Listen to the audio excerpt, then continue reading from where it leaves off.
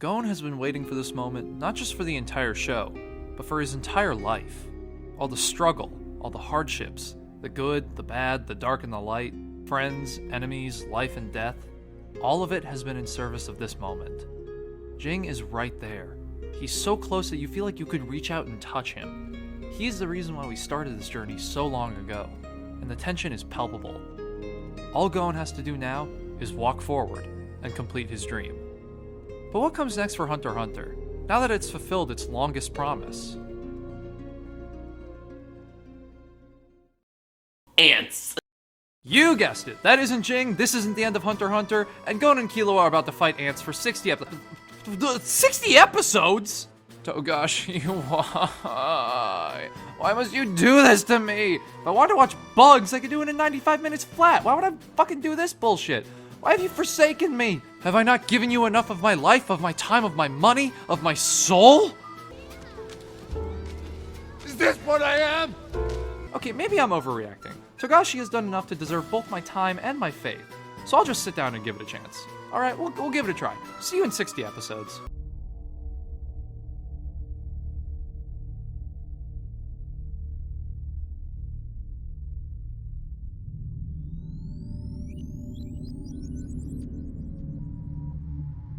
I am conflicted about the Chimera Ant Arc. I don't think any piece of media in all of history has made me feel the way that I do about this arc. It's completely bizarre. This arc is beautiful, it's profound, it's emotional, it's complex, it's real, it's fantastical, it's art, it's a masterpiece, it's poorly paced, it's slow, it's bullshit, it's long, it's long, it's long, long. So terribly long. The Chimera Ant Arc is simultaneously the best of Hunter x Hunter and the worst of Hunter x Hunter. It's a crowning achievement and an inexplicable folly. How can something be so great and so misguided all at once? Join me as I attempt to unravel that mystery. I don't think I can swallow this whole thing at once though, so I'm going to be dividing it into 3 sub-arcs. The NGL invasion, the extermination team, and the climax. Once more, Under the Breach.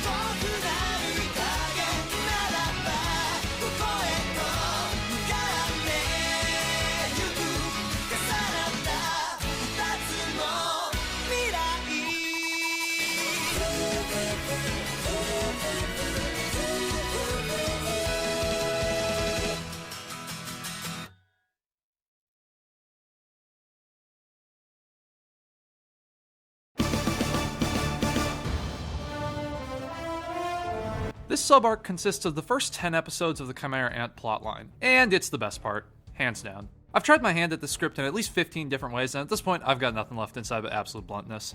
I'm sorry guys, I'm pretty sleepy. I'm gonna go take a nap for like 20 minutes, so don't forget to wake me up when September ends. Fine, I'll go to bed after I make the video, but if I hallucinate anything from sleep deprivation, you guys better let me know. Just shout out your phone like you're Dora the fucking Explorer. So yeah, if you were to consider and rank the 3 different sections of this arc on their own, which you shouldn't do because that's stupid, this one would be my favorite. And it all comes down to pacing. But what is good pacing? Now, Dennis, I've heard that speed has something to do with it. Speed has everything to do with it. You see, speed and flow are easily some of the most make or break aspects of any story. Too slow and I'm bored, I quit. Too fast and I'm confused, I quit. This porridge is just right, yummy yummy in my tummy. Ah, fuck me, why'd I write that? Think about it this way. 100 gallons of ice cream sounds like an awesome thing to have, but not if you have to binge eat it in an hour or wait until your retirement fund's early withdrawal fee expires. Pacing is important. Unfortunately, it's equally as complicated as it is vital. I can tell you when a show has good pacing. and I can tell you when a show has lackluster pacing, but the why gets fuzzy. Regardless, if you don't do it properly, it stands to ruin everything about a great story. So sure, later sections of the Chimera Ant Arc may have greater highs, but damn does Shoddy get low, low, low. In contrast, this section runs like blood through the streets of Philadelphia after the Eagles lose by a touchdown. There's gotta be more to it than that though, right? I mean, sure, I like it when my shit moves down the drain at a smooth pace, but that doesn't make it into a diamond. Lucky for us, there's plenty of gems here, with the first being Kite. Greed Island sold itself as a build-up to Gon's reunion with Jing, a reunion that obviously does not occur. I hesitate to say this in a post-Last Jedi, post-Game of Thrones America, but this is a subversion of expectations. Before you soil yourself, get it, like soy and pants poopy, Togashi doesn't just pull the rug out from underneath the audience for no reason. Subverting expectations is only bad when it becomes the narrative equivalent of a jump scare. A cheap mix-up to ward off boredom without any substance or setup. And this isn't that. There's a lot of reasons why this mix-up works, and we could spend all day talking about character arcs and attachment issues and grief and loss and all that shit, which I'm sure we'll do later, but I'm Peter Davidson, and I like to keep things simple early in the morning. The reason the mix-up works is because you don't complain when you wanted a bike for Christmas and your parents got you a car. The car is better. Kite's reappearance creates a greater impact than was probably even possible for Jing's hypothetical introduction, because both the audience and Gon already have a standing relationship with this character.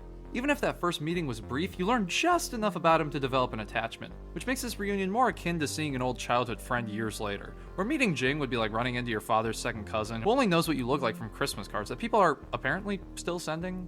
There's another reason this works though, and that's because of audience expectations. This can be one of the hardest parts of crafting a unique story, as you'll want to satisfy your audience, but giving them everything they expect turns the narrative into a predictable stream of predetermined payoffs. That's boring, so writing becomes an exercise in giving your audience what they don't know they want yet. And everyone wants Kite. Togashi takes this principle a step further by applying it to the character as well. Gon and you both think you want Jing, but Big Brother knows better, which is why this comes across as a blessing and not a disappointment. Characters like Kite can be insanely difficult to write and even more difficult to write about, so we're going to make up a name for this archetype to aid our analysis. Kite is a daddy actually got the milk type of character. Yeah, he took off and got really into gambling for a few years, but true to his word, he came back. This archetype that I have coined is defined by a brief introduction, oftentimes near the very beginning of the story, a long absence, and then an epic reintroduction. It isn't just any character who goes away for a while though. They can't be a main character or have too much screen time, but there also has to be clear intention to bring them back. That's why Netero doesn't count, but I'm not going to open that can of worms just yet. Here, maybe this will help. Shanks? Daddy. Gojo? Not daddy. Yuki Tsukimoto? Daddy. Kurapika? Not daddy. Jotaro and Stone Ocean? And so on and so forth. This whole concept probably seems pretty pointless to the uninitiated. So tell me, Jack, why would you create a character only to not use them for 95% of the story?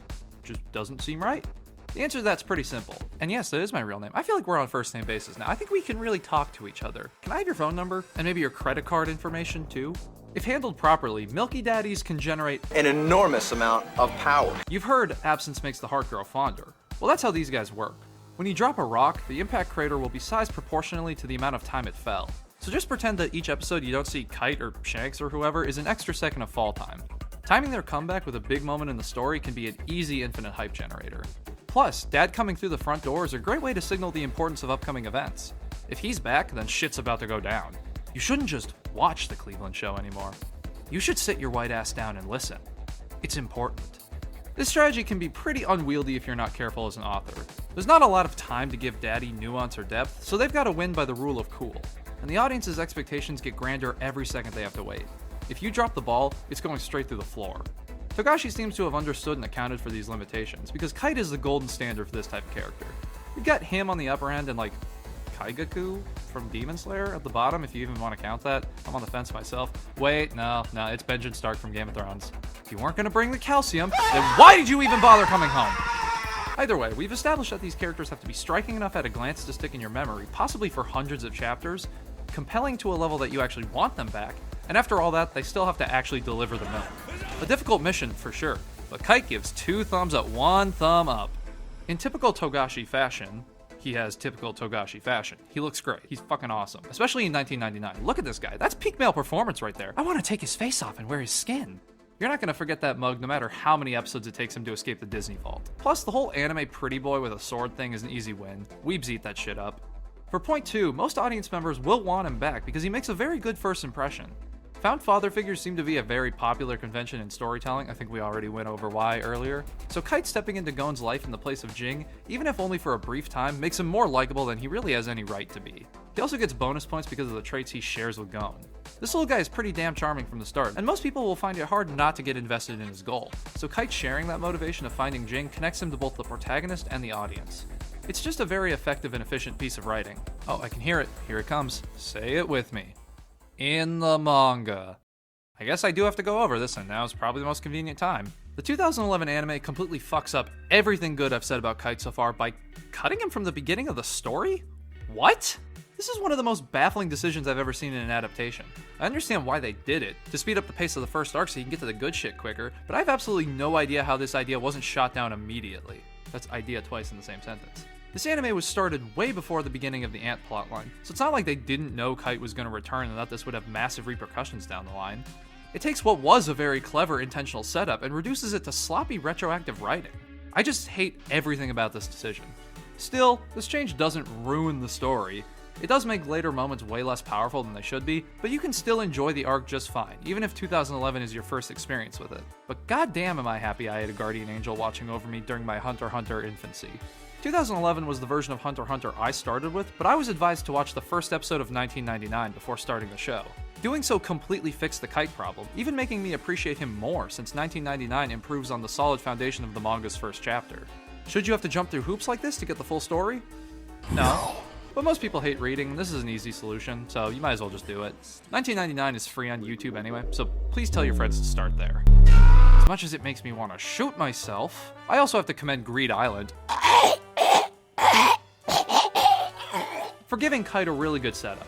That arc does a great job of highlighting Jing's absence from Gon's life, which makes this guy seem like a 10 out of 10 father figure by comparison when he retakes up the role. It's just real damn satisfying to see Gon finally achieve some version of what he's been striving for the entire story, and the losses to come are all the more devastating for it. There's one last important side to Kite though, and I would be remiss if I didn't talk about it. The Chimera Ants are really fucking cool. Yep, that segue was about as cohesive as anything Togashi came up with. Across the last two arcs, he managed to come up with a villain so good he incites eye bleeding on sight, and doo-doo shit poo. So the only proper way to follow up on all that was, naturally, to just make something up. You may disagree with this, and feel free to prove me wrong, but it really feels like Togashi only came up with the Chimera Ant Arc once he started the Chimera Ant Arc. The series has always been a bit loosey-goosey, but there were usually setups to guide the plot from one level to the next. The Hunter exam sets up Yorknu and the Zoldyck family, which kinda sets up Heaven's Arena, which sets up Greed Island and transitions into Yorknu, which further builds Greed Island. The only thing that Greed Island prepared was nothing. I guess it made a Phantom Troop comeback possible, but only kind of. And now we have bugs! So I rest my case, Your Honor. This is bullshit. Everybody. But it's very good bullshit! At this point, I don't even care, man. I won't say anything if you don't. With a series like Hunter x Hunter, I feel it's best to adopt a jazzier analytical philosophy. As long as the notes sound good, it doesn't really matter if they're the correct ones. Sometimes they even sound bad and yet are still praised as bold and genre-defying. So I like the Chimera Ants a lot, and most of the reason why comes from, well, I just used the word philosophy a paragraph earlier, but fuck it, we ball, Togashi's philosophy of antagonists. The villains of the hour once again possess incredible independence in their protagonists, but the idea has taken a whole step further than when we last saw it used in Yorknu. Imagine if every single member of the Phantom Troop had their own unique motivation, and then the story split ways to pursue them. When I tell you this is what the Chimera Ant Arc is, you'll probably start to understand why it's such a big chonker. That's a lot of setups to explore. Present reality isn't quite as grand as what I just presented, but even a small percentage of that girth piled onto all the other shit we gotta deal with, it was gonna be hard to handle no matter what. But Togashi holds his own just fine. The audience gets to watch as the ants splinter from their original purpose into many different factions. Some want to serve the king, and some would prefer the queen, some want to be their own king, and some want to just feast uninhibited. Some want to join humanity, and some want to get on the Late Show so they can eat Jimmy Kimmel. Hive minds can be really interesting if done well, but a hive mind losing its hierarchy to individuality? That's something you don't see quite as often. And it opens up a ton of those interesting character dynamics I just talked about, especially Jibney Kibble. Of course, villains can't just be conceptually fascinating. You have to at least believe they could take whatever you value most in life away from you, or else why would you be afraid of them? And, oh boy, I definitely believe Flutter could take my dad's virginity. Yeah, you figured that one out. The ants are uniquely intimidating because they resemble a virus more than actual creatures, defined by spread and evolution. Like any viral being, they start out in a relatively small radius and affect a minuscule portion of the population. Then, while no one is taking them seriously, they gain ground. Resistance is deployed and does the trick at first, but they evolve new traits to get around those roadblocks over and over again until nothing can stand in their way, and you realize that you really should have been on guard from the get-go. It's a desperately hopeless feeling that reminds me of certain real-life scenarios quite a bit, if I'm honest. I'm talking about Plague Inc., by the way. You guys got that, right? Fuck, dude! Imagine dragons just killed everyone in Saudi Arabia. This is, well, if I'm being honest, it's just a lot to handle right now. That whole country just got fucking wrecked without you. Anywho, the real prowess of this writing is in how it complements the state of the protagonists. There's something to be said for antagonists who are just absolute infernos that top the food chain instantaneously. They're the narrative equivalent of a jump scare, and although I'm pretty sure I diss jump scares in this very script, they can be a useful tool if executed properly. Madara, you watch, I don't know, fucking Oryx or something like that. All memorable villains because of the way they screen peek and kick your ass in Halo. But you know which horror movies are my favorites? The ones that really stick with me? It Follows, The Descent, Sinister, some of the VHS movies, The Blair Witch. I'm doing hand-finger numbers. You can't see those. Movies that get under your skin without jumping at you. The ones you think about when you close your eyes, whether you want to or not. A jump scare can be effective, but slow-building dread never leaves your system. It's so much more terrifying to watch something surpass you so greatly when it was so far beneath you not so long ago. And that's by and large how the ants operate in this section. Coming off of Greed Island, Gon and Killua reach a point of complacency in their abilities. They believe they're strong enough to handle the future, and therefore they stop growing. Meanwhile, their enemies are getting stronger every minute, which creates this persistent but understated sense of dread. Devastating defeat becomes more of a when and not an if. It's like when you kind of feel like you're gonna have to shit in 40 minutes and your next meeting is an hour long, but you ignore it because you mostly believe you can hold it, but like deep down, you know it's gonna be chocolate. I should probably stop getting distracted. We got like 55 episodes left to cover. The ants are not quite perfect, and I've got one pretty significant issue with them. There's a lot of variety in character designs here, which is definitely a good thing, but the original concept of the species gets a bit lost in the shuffle. They stop taking on the traits of the creatures they eat and start just becoming them instead. Pito is an example of a good design because you can clearly tell what makes up most of their DNA while maintaining some of those insect roots, but Shiapoof is just my sexual awakening, Lael is just a lion and not a particularly scary one, and this is just a pregnant woman. What did you do? It feels like Togashi got carried away and lost the core idea of what a Chimera Ant is. And a lot of these designs just aren't very intimidating, which kinda hurts when they're supposed to be terrifying in-universe. At its worst, this results in a dramatic moment being unbelievably hilarious.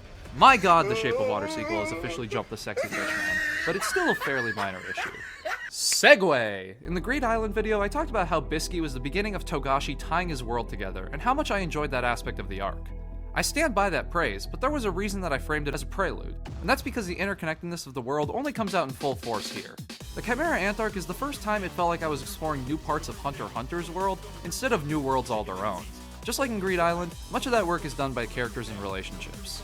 Kite is the focal point of this first act and the most notable series veteran, but he isn't the only one. Also Ponzu, but like, do you really care? Because you really need anyone else? Togashi didn't even need any contrivances to bring these guys back because it makes perfect sense for them to pop up again. An ecological survey/wildlife exploration mission is the exact kind of thing Paco would be doing anyway, and his presence makes the Hunter exam feel really consequential in retrospect. It doesn't stop at characters though, as Togashi uses several other tools to weave Hunter x Hunter's grand tapestry. Around 2005, several onlookers observed a strange phenomenon pertaining to the desk where the series was drawn. It appeared to have been raised several inches from its original position, but only when the author was sitting at it. Although this mystery would remain unsolved for years, sleuths recently discovered that the cause of the enigmatic elevation was Togashi getting a hard-on for politics. That's right, nobody asked for it and I'm delivering it. Please clap. Hunter x Hunter is about to get political. Up until this point in the series, Hunter x Hunter may legitimately have been the least political shonen I've ever experienced. And I don't mean that in the I'm Steven Crowder and I think minorities deserve less rights sense, thank God, but more in the way that the internal politics of the world appeared to not have even been an afterthought in the writing process. Don't get mad at me yet, I'm not even saying it's a bad thing, but think about it for a second. From just reading the manga or watching the anime, and not from studying the series like an AP history textbook, would you ever even know what country the characters are in? Hell, what continent they're on? What kind of government rules in any given area, and what relationship do they have with the Hunter Association? How do the mafia families of Yorknu interact with the ruling bodies? Is Heaven's Arena legal? Is Kurapika gay? None of these questions were ever answered or even swept under the rug. They just didn't exist. I'll say it again, this is not a criticism of the series. The only reason I bring it up is because of how rapidly that changes once this arc starts. All of a sudden, Togashi randomly decides to do real world building for the first time ever, and it's kinda awesome. The NGL, or the Neon Genesis Levangelion, is the primary setting of this arc, and it's easily the best so far. The idea of an anti-technology hippie commune country that's actually a front for a massive drug empire is just so fucking cool, man.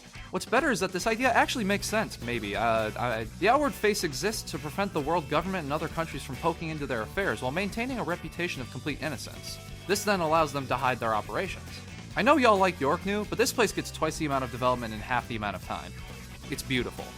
This is also when the V5, which is sort of like the United Nations, except not a bunch of chicken shit cow towers who do nothing but get on their knees and suck the dicks of the world's most dominant superpowers, start to matter. Too much? And I guess the V5 is also a bit like that, too. Whatever. At the same time, the role of the Hunter Association within geopolitical affairs gets clarified a bit. These aren't even major factors in the arc, but they do wonders. The formless reality of early Hunter x Hunter worked well enough up through Greed Island since that half of the series was more focused on whimsical adventure, but I really prefer having at least some answers. Makes the world feel like it's still spinning and all. This is partially personal bias, of course, as I tend to prefer really thought-out layered universes, but Togashi seems to agree. This remains a strong suit for the rest of the series, and it's probably why it still hasn't gotten old, even at chapter 400. I've talked up this stretch of the story a lot at this point. Way too much if I want to keep my good pacing card. But it isn't all sunshine and rainbows. Nothing is perfect. Almost nothing. Okay, fine, nothing. And this sub-arc is no exception. Togashi's free-flowing wheel-and-deal style of writing has plenty of benefits, but he also seems to have developed a funny little habit because of it. Sometimes he creates characters, concepts, or settings and just never makes a purpose for them. Whether that be him forgetting, or just getting bored, or I don't know, he just really liked auctions for a little bit. You decide, but it creates a lot of situations where you're making your way through an arc when you get hit by the sudden realization, well, that was a waste of time. This part has two big offenders of that. There is not a single thing that I like about Kite's team. Not one single thing. I hate their designs, I hate their personalities, and most of all, I hate their existence because it is positively pointless. So is mine, but I'm not a fictional character. They're supposed to serve a cosmic purpose from a higher power, or else why are they here? They're kicked out of the story so fast after their introduction too, that I'm thinking they might not even be real. Was this a fever dream? Did I make these guys up? Maybe it was a wet dream. In the end, the Kite Squad isn't really that bad. I mean, the Arrivederci comes so soon after the Chow that they don't even have enough time to really stink up the place. Their impact is inconsequential at best and mildly annoying at worst, but that kind of pisses me off even more. I mean, if they mean so little that they could be cut with no consequence, why didn't you? Why are we wasting time here? This strikes me as a case of sunk cost fallacy. Togashi probably came up with these character designs without thinking up a role in the plot for them, and then decided to keep them in anyway just so his work wouldn't go to waste. That's speculation, of course, but I kind of feel pretty good about this one. I should know, I fall victim to that trap all the time. 51-minute long Trigun video that nobody watched. And for our second mystery contestant, we have Gyro. Oh, Gyro. Who could forget about Gyro? Togashi. He could. Now, before I get comments about it, yes, Gyro could still make a miraculous Hail Mary, slam dunk three-pointer, hit triple run ball return. And if he does, I will withdraw all of my criticisms made here. But do you really think Gyro's coming back? Really? Or have you just developed an attachment to the idea of what he is instead of the actual character? Once again, I should know. I used to think Gyro was cool, but now I think he's just a fucking annoying addition to the story who does nothing but waste my time. His flashback takes up an entire half of an episode in the anime for no reason. If he had any importance to the plot whatsoever, literally anything, I would be pretty forgiving of this, but as it stands, the name Gyro should remain with its rightful holder. Those are basically the only problems I have with the NGL infiltration. And look at that, they both came down to needlessly dragging the pace of the story. Told you it was important. Still pretty harmless in the grand scheme of things. I told you guys I like this part a lot, didn't I? I'm almost finished here, but there's one last item on the agenda, and it's... No, wait, what are you doing? What are you doing? No, stop it! What are you doing? Stop! No! What are you doing? Stop that! What are you No! doing? Stop! No! Oh God! Fuck! Oh! Fuck! Oh, holy shit, he's alive. Okay, we're good. You really had me going there for a minute. Now the main problem area is up here. All of this going on up here is what's causing me the most physical discomfort. It's like a visceral reaction of discontent coming from this area. This area is not good either. I hate this, but I'm mainly worried about this.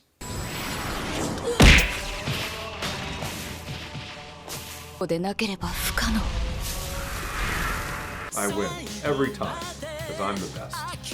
Well, I guess we can check in on Ponzu.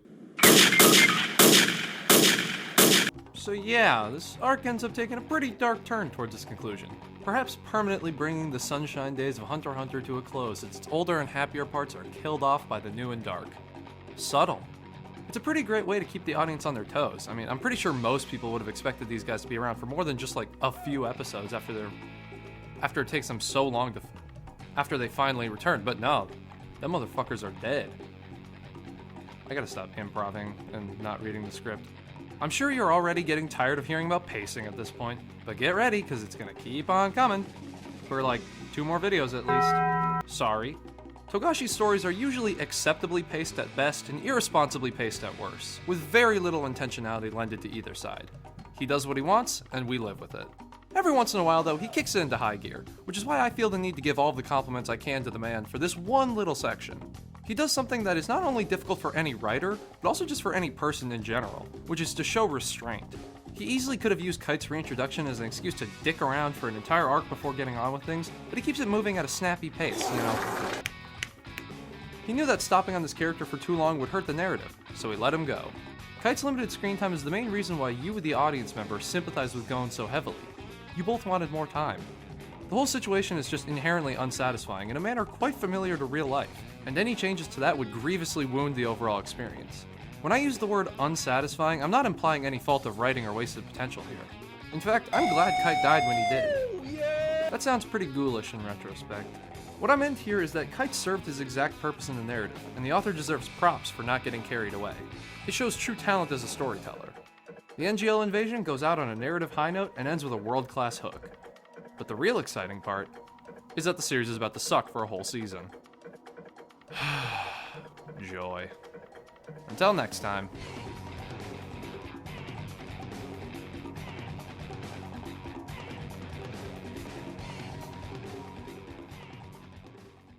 Mom's favorite man-hater breakup music. And it makes me want to dance. Yeah, it gets a lot of playing time around here. Okay, to man-hating. Okay. Ready? I love this. It's so good.